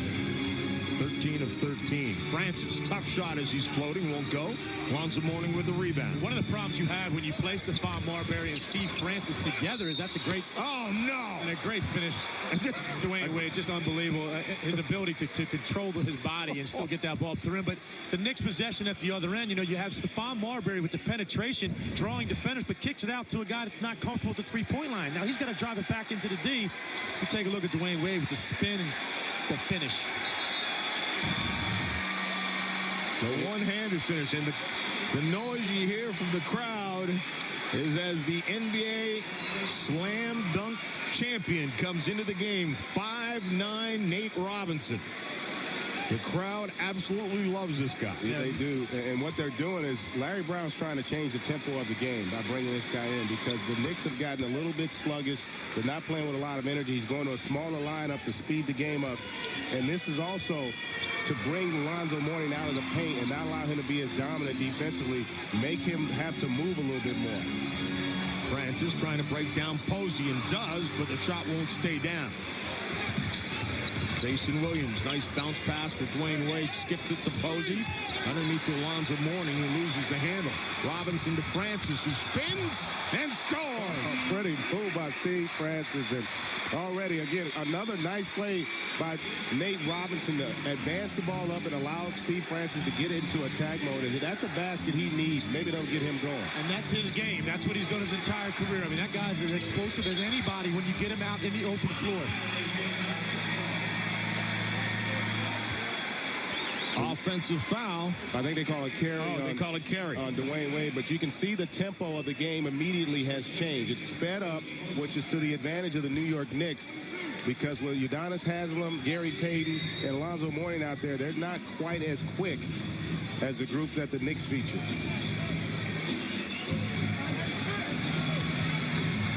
Nate Robinson.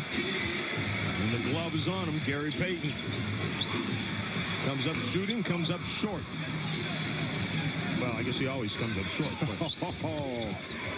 But that shot was as well. Dwayne Wade. Nice job by Francis to stay in front of him that time. And you see what this game has become, a perimeter game, which is what the Knicks feel they have to do, especially not having Shaq in the game right now. Curry comes out, set the screen. Francis backs up his man Payton. No good. And you saw a look on Eddie Curry's face that time. He was not happy about getting called out off the post for that pick and roll because he's saying, I'm having a good night. I'm effective right now. Last time I got a post up against Zoe, I scored on him. Steve Francis calls him out, tries to get himself going. Eddie Curry not too happy about that.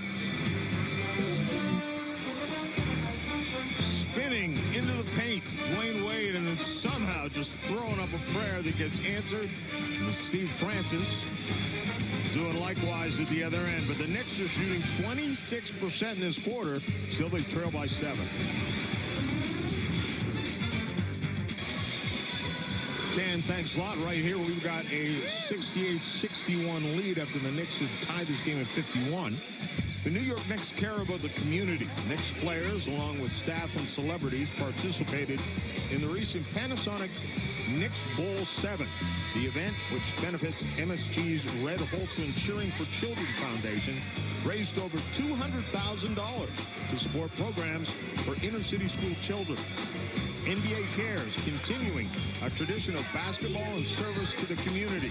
As part of NBA Cares, log on to nba.com/scholarship to enter for a chance to win a $2,000 NBA Cares college scholarship.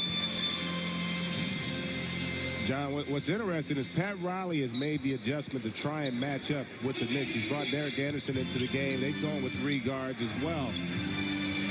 They're not, I don't think, as comfortable playing with 3 guards as are the Knicks. However, they do have Dwayne Wade. With the lob to Haslem. He's going to be on one end of those lobs, right? He's either going to be throwing it or he's going to be catching it. Nate Robinson. Zoe reaches in on him. Robinson, tough shot, but gets it off the glass. But that's his strength. This guy can attack. He can score the basketball. It's taken Larry Brown a while to figure out how best to utilize him because he's not a pure point guard. But he can flat out get aggressive and score the basketball. Oh, my goodness. Lob. He was on the other end from the half court. Jamal Crawford and Dwayne Wade jumped at exactly the same time. The problem is Dwayne Wade stayed up there a couple extra seconds. They didn't get to the same height, though. They did not go to the same floor, that's for sure. I mean, that one was thrown up for grabs. Dwayne Wade went up and snatched it. Marbury goes in. Another block shot by Alonzo Mourning. That's number 7 in the game. But again, the key there, how about looking at Dwayne Wade on this play? I mean, like you said, Jason Williams with a great pass. I mean, that, you can't really teach that, John. That'd be hard to teach. You think about it, Greg. As a point guard, what Jason Williams was just looking at, you wouldn't even contemplate throwing that. Yeah, you're right. Unless you've got a guy as special as Dwayne Wade, because there was nothing there. And Jamal Crawford's a great athlete, but he pales in comparison to what Dwayne Wade offers in terms of athletic ability. And also, Dwayne Wade had the ability of knowing that pass was coming. And Gary Payton went to the locker room. Now he's coming back out on the floor. Not sure if he was injured, if he's going to return. But that last block, even though Alonzo got the block, it led to another offensive rebounding opportunity. I think that's what Eddie Curry's got to focus on. Knowing that Alonzo's going to block, he's got to be real aggressive offensively on the glass, and you can get some easy baskets that way. Crawford picking up Dwayne Wade full court. Taking some time off the clock. Jason Williams now comes up with a jump shot that's good. Well, that time it was pick your poison. They run pick and roll and get a switch. You got Nate Robinson on Zoe in the low post. And Eddie Curry trying to guard Jason Williams out on the perimeter. That time Jason Williams sized up the 15-footer. Jason Williams with 15. Oh, Eddie Curry on the end of the lob. Eddie Curry has looked like the player they expected to get when they brought him here from Chicago. 16 points, 14 in this third quarter. Under a minute to go. Antoine Walker, who's been quiet in his time on the floor. Dwayne Wade just inside the arc, buries it. I'll tell you what, Dwayne Wade is so good. One thing I like about him, he's not a three-point shooter, so he doesn't try that. He stays within himself. He shoots that mid-range jump shot consistently. I'm going to call goaltending that time on Alonzo Mourning. He thought he had his 8th block of the game. I mean, you got to just love Alonzo Mourning's relentlessness. He goes after literally every single shot that comes near the rim. And you know what? You'll take a goaltend once in a while or getting dunked on here and there for what he gives you in terms of blocks and alters. 21 minutes and 7 blocks. And does he look like a guy who went through the kidney problems that he went through and then a kidney transplant? Well, he never looked like it. I mean, Alonzo's physique. My goodness. Zoe up, flushes. You know, and I feel good for Alonzo Mourning because he finally got somebody back. I talked to him at halftime. He talked to me about the block shots. He said, yeah, they caught me a couple times in the first half, but, you know, I like my ratio. Final 6 seconds. Robinson going in, blocked by Mourning. 8 shot blocks for Alonzo Mourning. And at the buzzer, Jason Williams just off. Alonzo Mourning, the Minister of Defense right now. Dwayne Wade, you see what he has done in the third quarter of this game after a pretty good first half as well with 12 points. Right now, we have the Knicks trailing the Heat by 9. Fourth quarter is straight ahead. Welcome back to Madison Square Garden at the end of 3 quarters of play. The Miami Heat with a 9-point lead here on NBA Sunday. Time for another buzzer beater with Stephen A. Smith, where we'll run the 24-second clock, and Stephen A., the mic gets cut off at 24. Here's the deal, John. Everybody's been talking about Shaquille O'Neal, and you know what? Whether or not he's going to lose weight, keep the weight off, what have you. The bottom line is he's got to stay on the floor. He's averaging about 30 minutes a night. That's not enough for Shaq. Shaq likes a lot more time. You better believe it'll help if he stays out of foul trouble. That's how Miami's getting to the finals, if it's going to happen. Stephen A. Smith beat the buzzer. You know, he gets a shot off late in the shot clock. I like that. I mean, he did that so well. That was almost a 2-for-1 situation. He could have got another shot up, I think. He might have been able to get another one. Underway here in the fourth quarter now. The Heat have a 9-point lead. The Knicks playing very well tonight. Antoine Walker, do not give him that kind of space, Mr. Lee. Well, that's great offensive execution out of the break. They came out. That was a design play to get Antoine a nice shot and get him going. Remember, the bench for the Knicks was dominant in the first half, and that's a good way to get your bench going. Shaq just picked up a foul. That'll be... Well, you talk about a guy just getting completely taken out of his rhythm after that great start. He really has not been able to touch anybody without picking up fouls, and he's just been taken out of this game completely. I don't understand that, because there's a lot more contact than that every time down the floor, even when Dwayne Wade and Marbury are battling in the post, than what Shaq just gave Eddie Curry. Robinson's shot is good. So Shaq is playing with 5 fouls now. 1 foul closer to the exit. And if you're wondering why they haven't taken Shaq out, remember, he basically sit out the entire third quarter. So from a rhythm standpoint, if you're going to get anything out of him, you're going to get it from him now. So you may as well let him go out there and see what he can accomplish. Shot off the mark by O'Neal. Helps to be up 10, by the way. And it helps to have Zoe on the bench in case he does foul out. David Lee trying to come to the ball on a pick and roll, gets it back, drops it off. Robinson from deep, three-pointer, no good. Oh, nice job by James to come up with a rebound, and then he throws up a brick, but David Lee follows it up. In this quarter, just like the second quarter, the energy of the Knicks, they're getting to the loose balls, setting the tempo for how this quarter is going to be played. The question is, can they contain Dwayne Wade? Stephon Marbury trying to do just that. Getting a little help. Back outside, though, to Jason Williams. And so far they can. So far they can. Again, that play is made by Dwayne Wade's ability to draw defenders to help, and he's able to locate a wide-open Jason Williams, who has 18 points and 8 assists tonight. And Jason Williams has done a nice job adjusting to playing without the ball. We talked about that with Steve Francis. The same thing with Jason Williams. Everywhere he's been, he's always been the primary decision maker. Now he plays off the ball and can relax and spot up and shoot the ball and really spread the defense. The players that were picked up in the offseason, at one point this year, guys, people were wondering if they were ever going to fit in. Crawford knocks that one home, but clearly it has taken some time, but it's working now. You had to give him time because Shaquille O'Neal wasn't out there much initially, and it's such a major adjustment to everyone's game when Shaq's on the floor because everything's going to be funneled through him. And now that they've been out there with him for a period of time, guys are really enjoying and accepting their roles. And of all those guys, and Pat Riley talked about it before, Shandon Anderson checking in, you know, Jason Williams probably made the adjustment best, and I think in part because he's had the luxury of playing on teams where he wasn't the first option. Remember, Antoine Walker has been a first option for a big part of his career, as has Gary Payton. So it's a harder adjustment for those guys to make. Jason Williams has been the second, third, fourth options on good teams before. Oh, wow. That's just sheer strength right there. He was able to get that ball up to the rim. Got obviously a lucky roll, but you see the determination on Shaquille O'Neal. After he got that 5th foul, they've gone to him every time, and he's got one thing on his mind. Getting to the rim is going to force them to call an offensive foul and foul him out of this game. Very aggressive move in low. And they also have a luxury, even though Jerome James had 11 points in that first half, he's not really a guy you're going to go to that much offensively. So as long as Shaq, being the veteran that he is, plays with some savvy, he's not going to pick up a foul defensively on Jerome James. They're lane violations, so Shaquille O'Neal gets what he very often could use. I wish they would do away with this rule. I think they do a poor job of calling this. Shaq does this as much as anybody, and they never call it against his teammates. It's always against his opponent. And when you shoot him the way Shaq does, all you're doing is prolonging the game. Yeah, you talk about that hesitation move. What about your former teammate, Anthony Mason? Yeah, no, that wasn't hesitation. That was just taking a day off.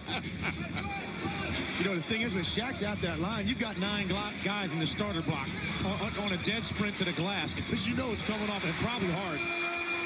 Nice move by Jerome James. Fights it back in. Shandon Anderson with it now. Shaq wants it. Gets it. Finds space. Oh, this is the dunk. I tell you what, he didn't get his feet together on that play. He was so intending to go in and just dominate that play that he never got his body together, never got his rhythm, was not able to finish. You're not going to see Shaquille O'Neal miss a point-blank dunk as poorly as he did on that possession very often. Crawford now. Robinson trying to come to the ball. We get a timeout called by Larry Brown. Well, right now we've got the Heat up by 9. When we come back, we'll look at a new trend in the NBA. We'll call it men in tights. Well, the great white way.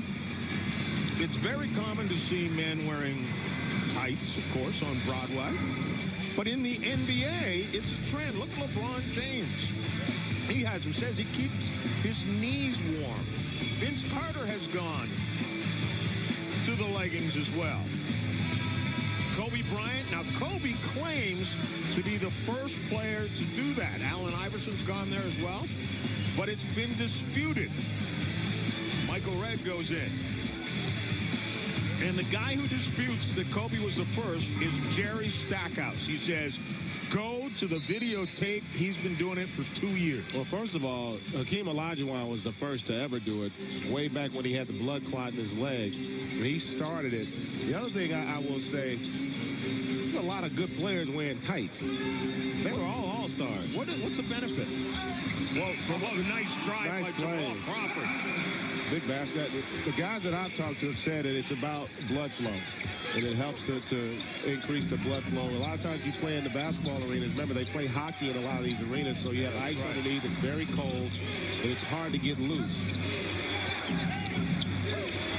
Anderson gets his man Rose in the air. He was just trying to draw a foul. And he was fouled. Unfortunately, he wasn't Dwayne Wade and didn't get the call. Crawford's pass for Jalen Rose. He just couldn't hang on to it. Jason Williams now.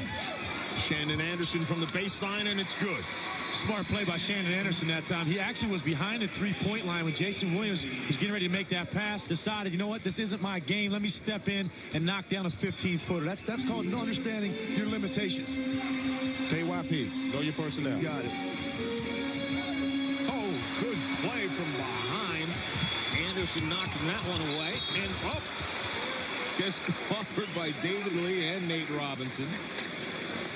And really the Achilles heel of the New York Knicks is starting to show its ugly head right now. Turnovers. They've had a couple transition opportunities and have turned the basketball over, which has led to an easy jumper by Shannon Anderson here. 2 free throws for Derek Anderson. And just when the Knicks show a lot of fight, they basically shoot themselves in the foot. Stephon Marbury getting very comfortable on the bench in fourth quarters here of late. Plenty of NBA action this week on NBA TV on Monday. It's the Clippers facing Houston. Coverage beginning at 8:30. On TNT, Tuesday, Houston at Dallas, followed by Phoenix at Utah. Coverage beginning at 8. And then on ESPN Wednesday night, Miami and Detroit, followed by San Antonio at Denver. 2 great ones. And we begin at 7:30 with Kia NBA shoot-around. James wants the ball, gets it. Shaquille O'Neal goes right to him. Oh, that's just praying that some will go in the bucket because Shaquille O'Neal had bumped him so far away, and that was not going to happen. Now O'Neal at the other end, working on James, and says, this is how you get it done. And, you know, there's just a huge difference on the floor right now, just in terms of experience. You basically have Jalen Rose out there really with a bunch of kids trying to get it done here in the fourth quarter when it matters most, and all kinds of experience for the Miami Heat out there. This is the largest lead of the game for the Miami Heat. Shaquille O'Neal with 16 points on 8 of 12 from the field. Well, welcome back, everyone, here at Madison Square Garden, where the Miami Heat have a 92-79 lead over the hometown New York Knicks. That is their largest lead of the game. John Saunders, Tim Legler, Greg Anthony, also Stephen A. Smith with us here as well. We talked about it at the start of the game, and that was the feud between Stephon Marbury and his coach Larry Brown. Doesn't look like they're feuding today. No, the feud has really fueled the fire of the New York Knicks. Unfortunately, they just been outclassed by a better basketball team in the Miami Heat. But you see this team, I think, playing with more intensity. Stephon Marbury, I think, trying to do the right things. And Larry Brown coaching a little bit better, I think, than he did early on in the season. Well, I think the difference in this game tonight, really two words, Dwayne Wade, because the Knicks had all the momentum at halftime. They played great in the second quarter. You come out, Shaq immediately picks up a foul, goes to the bench. You think, okay, the Knicks now can make a push and take the lead. Dwayne Wade basically said, I refuse to let that happen. I'm going to put this team on my back and carry them. That's what superstars do when they're asked to. You're able to come through and perform. Walker swings it to Anderson and gets it right back. Let's fly with a three that's no good. Oh, Dwayne Wade almost had that rebound, but David Lee got his hands on it. And, you know, Timmy makes a great point. Dwayne Wade is a true superstar. And there aren't as many of them as the salaries would dictate in this league. Oh, James, nice pass to Lee, who drops it down.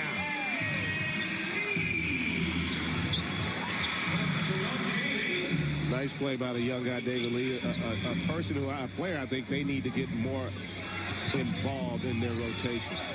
Wade sends it back out. Derek Anderson's shot is a little deep. Jalen Rose with the rebound. Crawford with it now. Drives into the paint. Whoa. James Von Walker says, Well, if you want two, you're going to go earn them at the foul line. You're definitely not getting that shot up. He looked like he was trying to spike that into the floor underneath us. Right down to the ice that you talked about, Greg. Yeah, and it's interesting. You see Steve Francis, Stephon Marbury coming back into the game, and Jamal Crawford. You know, in a lot of ways, that could be a good three-man rotation in the backcourt. However, they got to try and figure out a way, again, to play without the basketball. Timmy talked about Jason Williams having made that adjustment. The difference being he had been a third option, really, for most of his career. These guys have been first options, and it's a difficult transition. It's going to be a huge challenge for Larry Brown and Isaiah Thomas to try and figure out a way to get them to coexist and, more importantly, win basketball games. That was just the 14th and 15th free throws for the New York Knicks. Dwayne Wade by himself got 13 for Miami. Shaq gets it back, dumps it down. It's a job by Shaq to find Shandon Anderson, and he finishes. I just don't see any way that these three guys can remain on this team and next year go into the season with that situation. For one thing, you need a guy with some size at the two-guard position defensively. With all three of these guys, and they're asked to play a bigger two-guard and an explosive scoring two-guard, they're at a major disadvantage with their size, and they don't really have skills. I don't think they complement each other. Jamal Crawford with 14 after that triple. Dwayne Wade, a lot of contact underneath. Shannon Anderson fights it up, and he gets fouled from behind by Stephon Marbury. It's an example right there. You have Stephon Marbury really pinned down there with a guy like Shannon Anderson, who's legit, 6'6.5" against Marbury, trying to block him out. Stephon Marbury is used to guarding point guards out on the floor, guys that aren't going to go to the offensive board. Now you've got an active athlete in Shannon Anderson who's going to go try to pick up some scraps off the glass. That's a tough assignment.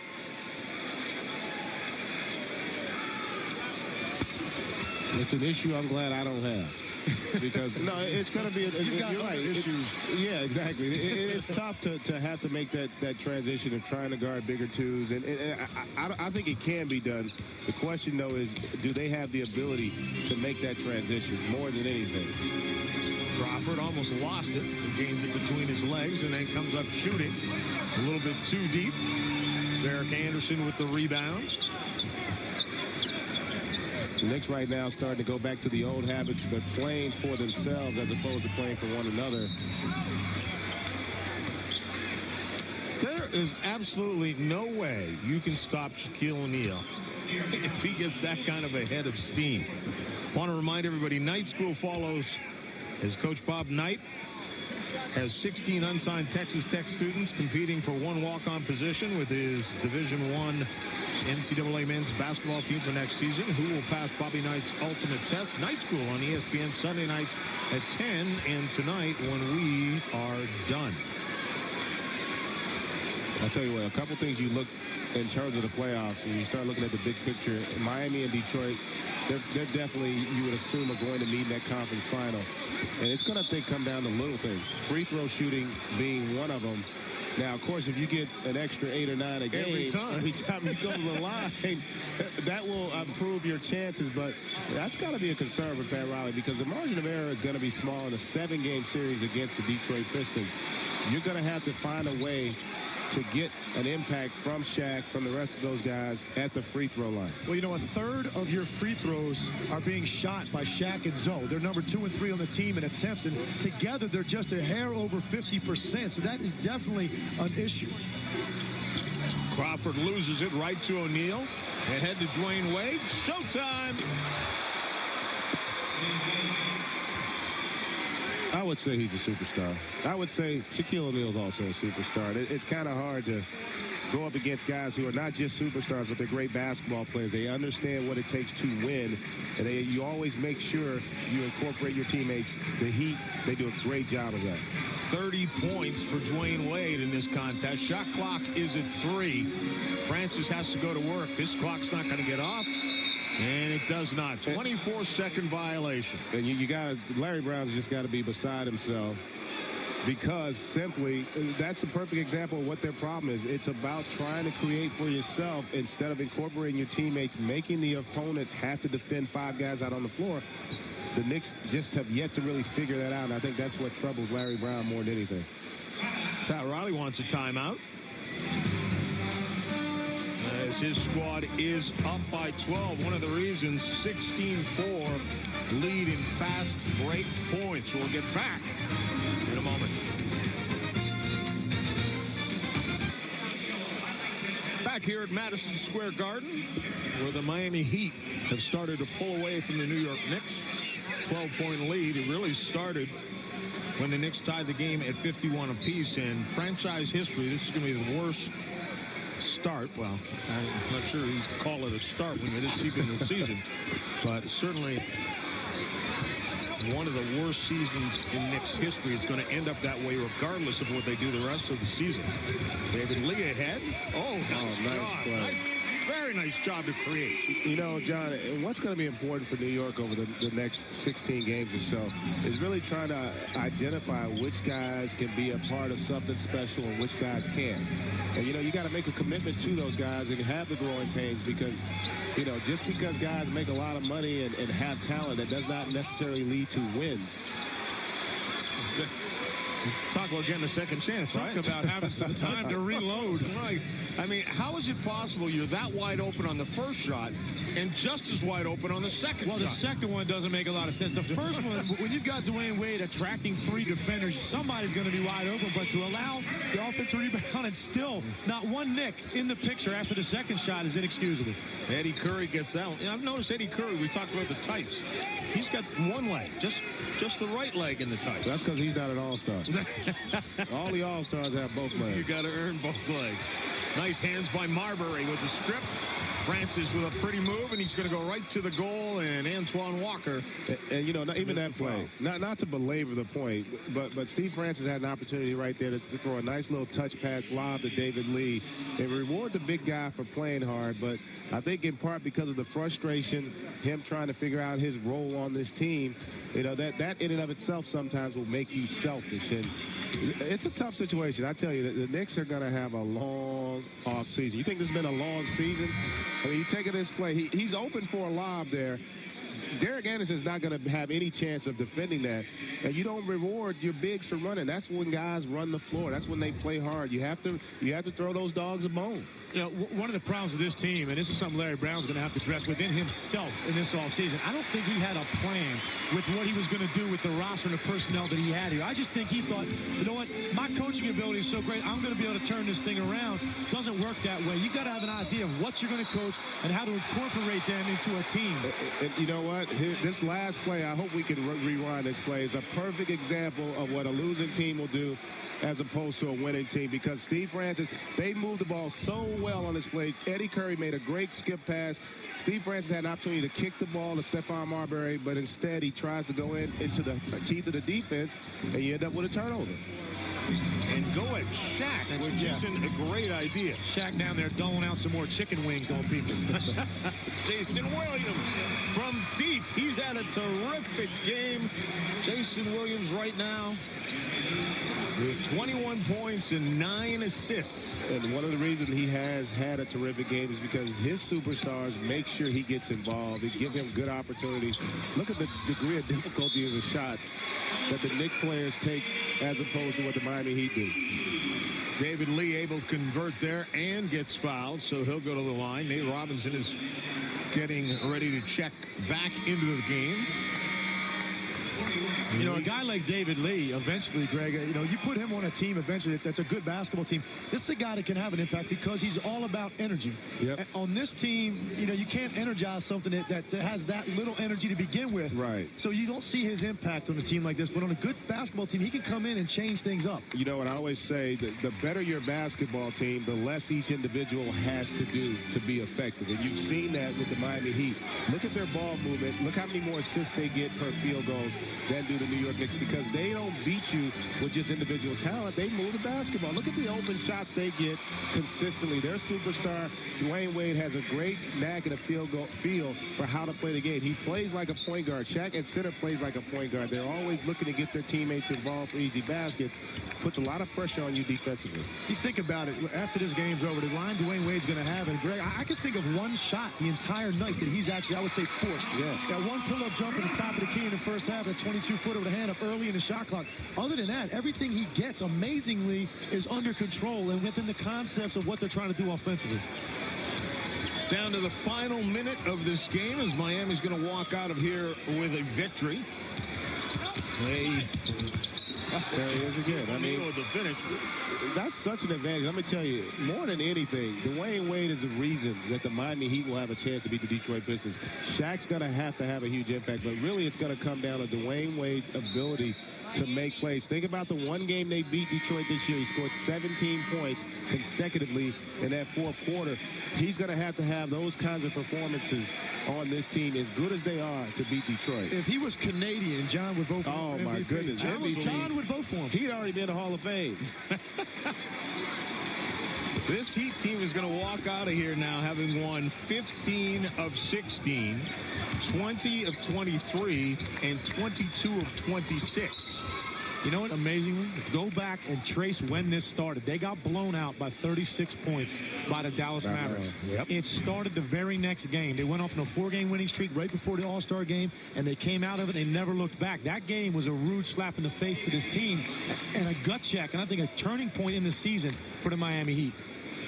Can't wait till Wednesday night. They go to Detroit. We got that game on ESPN. That is going to be, I think, really it's going to be a great measuring stick for both teams, because I don't think Detroit has played with the same type of zest they did early in the season. And I think that Miami has continued to really be the hunter, and that's helped them, I think, in terms of trying to get mentally strong enough for what's going to be in store. That game, I think, is going to be a heck of a basketball game, because Detroit, I think, now realizes Miami's very capable of dethroning them in that Eastern Conference. We talked early in the season about Detroit going for 72 wins. If they're not careful, they might not get to 62. I mean, they're playing 500 ball right now over the last week or so if they continue to do that. Oh, tough creation there by Steve Francis, showing his capabilities. And he has the capability, but I'll tell you, the higher degree of difficulty your shot selection is, the less you're going to win basketball games. I don't care how great a basketball player you are. Well, they're just going to dribble it out. The shot clock and game clock are about dead even. Still got to launch one more. Got a couple tenths left. Why not? Antoine Walker buries one, and Nate Robinson tries to answer back at the other end. But the Heat will walk out of New York with a victory, 111-100 over the New York Knicks. And coming up next on ESPN, it's Night School. This has been a presentation of ESPN, the worldwide leader in sports. For Greg Anthony, Tim Legler, Stephen A. Smith, and our entire ESPN crew, I'm John Saunders saying so long from New York City, where Miami has knocked off the Knicks 111-100. Night School is coming up.